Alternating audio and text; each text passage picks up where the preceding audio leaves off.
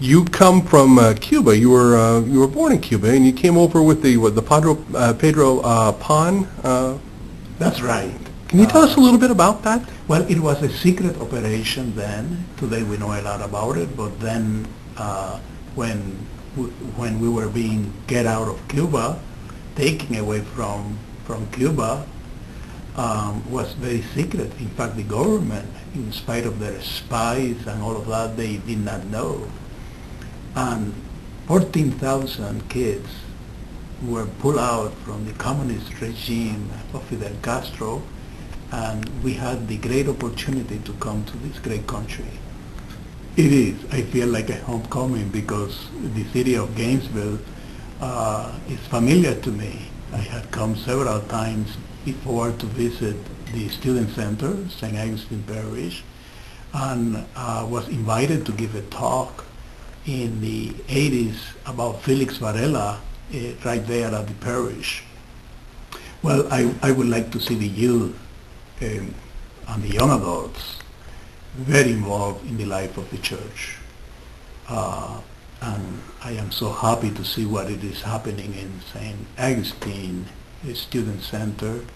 I see a revival is going there, the number of students coming there, what is going on there, their interest in the life of faith, formation, studying the faith deeper, getting to know the social doctrine of the church, which is practically unknown by many Catholics. The most important doctrine that we have for social policies and the common good.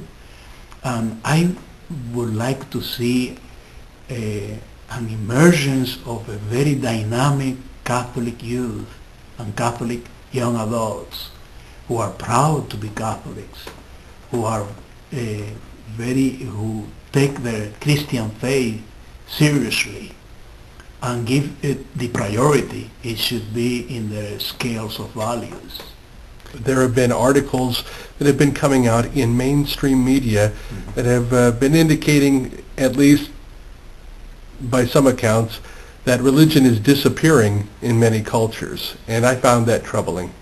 Well, I can understand that because there are some pressures to eliminate religion, at times under the guise of separation of church and state, but the separation of church and state does not mean that religion is out of the public square, or that religion is to be on the margins of society.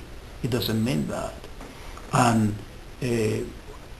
at times there are a lot of laughing in some programs, like TV programs. They laugh to the Christians in putting them in as a second-class citizen, or people who are a little bit slow and are not with it.